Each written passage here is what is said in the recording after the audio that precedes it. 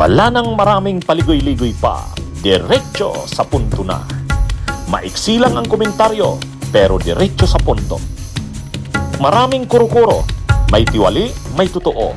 Dito, sa Puntong Diretso tayo. Punto Diretso. O ito mga kabunyog, mga kabayan, pinadala na ng DOE sa OMB, Office of the Ombudsman, ang mga ebidensya kontra kay Leandro Libeste. Yan po ang sabi ng Department of Energy Secretary Garin. Sabi ni Secretary Garin, sinulatan na sila ng ombudsman, sinugpi na sila.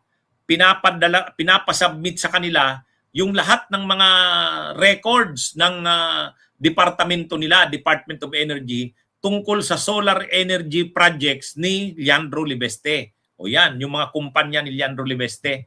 At sabi ng secretary ng DOE, nag-comply na sila na i-turn over na daw nila sa ombudsman ang mga ebidensya. I want to discuss the Leviste solar project. Have you given documents to the ombudsman, or have they requested from you in their investigation on the failed solar projects? Yes, Ombudsman has subpoenaed many of the documents already. Over the course, hindi lang yan ngayon, for a few months already.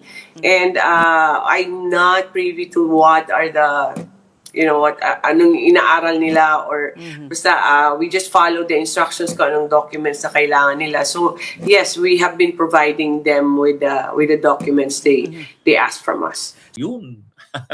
Allah. Ha? Sigurado mabibigat yung mga ebidensya na yun.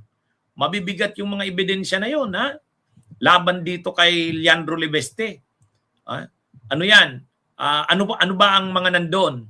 Ang sabi kasi ng DOE, ang nangyari nga dito kay Leandro Libeste, nilakad ng kanyang ina na si Loren Ligarda, malakas pa sila noon kay Duterte, kay Digong. Linakad nito ni Leandro Libeste na yung kanyang kumpanyang solar sa bayan ang makakuha ng franchise galing sa Kongreso, legislative franchise. Sila yung nabigyan, yung kumpanya ni Leandro. At dahil siya ang may legislative franchise, yung mga kontrata sa Department of Energy, sila rin halos ang nakakuha, exclusive. Exclusive. Ang noon, i-develop nila ni Leandro Libeste at ng mga kumpanya niya, i-develop yung solar energy, solar industry para mag-produce ng kuryente galing sa solar. At ang mayroong noon, exclusive na pribilehiyo, si Leandro Libeste, ganun ka-impluwensya si Libeste at dahil sa tulong ng kanyang ina, malakas kay Duterte. Kaya lang ang nangyari nga, hindi naman nangyari yun eh. Hindi nagawa.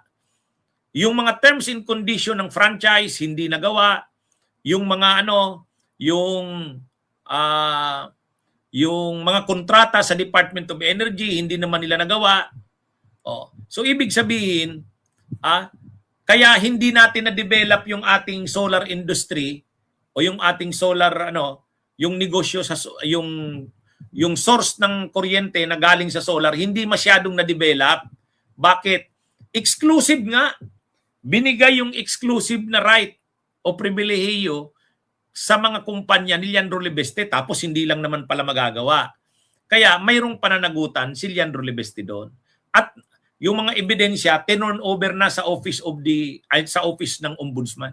Sabi ni Secretary Garin ng DOE, nandun na. Sabi niya, nandun na daw. Hello. So yan mga kabunyog ang nangyari. Yan ang nangyari dito.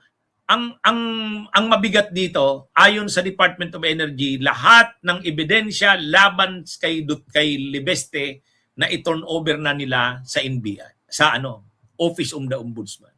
Kaya ready na yan. Ready na pag isampa ang kaso na yan. Mabigat yan. Kaya yung sinasabi ni Loren Ligarda na ang anak niya ay economic genius. Sige nga, paano niya malulusutan yung na yan? Paano niya malulusutan yung kaso na yan? At mabigat ito. Mga 10 billion daw ang involved dito. Sigurado na pasok ito sa plunder. Pasok ito sa plunder. At Bakit paano yumaman si Leandro Libeste? Paano yumaman? Ang ginawa mga kabunyog, nagtayo ng separate company. Ang may franchise na kumpanya ni Leandro Libeste, yung solar para sa bayan. Ang ginawa ni Leandro, nagtayo pa ng separate company sa solar. Yun ay ibininta niya kay Pangilinan. Siyempre si Pangilinan, napabilib naman ni Leandro kasi may franchise. May franchise. Pero ang ibininta ni Leandro, hindi yung may franchise. Nagtayo siya ng separate company. At mahal yun ang benta niya. Parang 2 billion yata. O kaya tumubo itong si Leandro. Kaya lang, alin ang hindi niya nagawa? Ang hindi niya nagawa, yung pag-develop ng solar energy natin. Sana kung na-develop yan, sana hindi tayo nagkukulang-kulang ng kuryente. Sana mababa ang singil ng kuryente dahil marami tayong kuryente. Sa ngayon, ang kukulang-kulang Isa sanang major source ng kuryente, ang solar. Ay kaya lang hindi nga dinevelop nito ni Leandro Yung mga terms and conditions doon sa legislative franchise, hindi niya sinunod. Yung kontratang pinasok niya sa DOE, exclusive siya halos. Hindi niya rin na-comply. Paano papasok sa plunder yan? Nakalagay sa plunder yung pang-anim na type ng plunder. Yung ginamit yung impluensya. Yung kay Loren yan, ginamit yung impluensya. Para mag-unjust enrichment, ibig sabihin hindi makatarungang magpayaman. Yun ang ginawa ni Leandro. To the damage of the people of the Philippines and the Republic. So yan ang nangyari. Napinsala ang ating bansa kasi hindi na develop ang solar energy natin dahil dito kay Leandro. Yumaman siya. So ginamit nila yung influensya ng kanyang ina. Yan, pasok sa plunder yan. Okay, at tinon over na daw ng DOE ang lahat ng ebidensya. Okay, mga kabunyog, mga kabayan, magandang araw po sa inyong lahat. Mabuhay po tayo.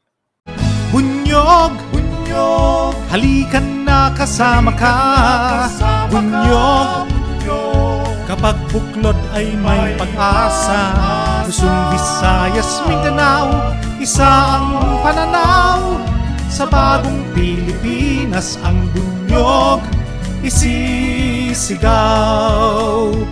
Bunyog.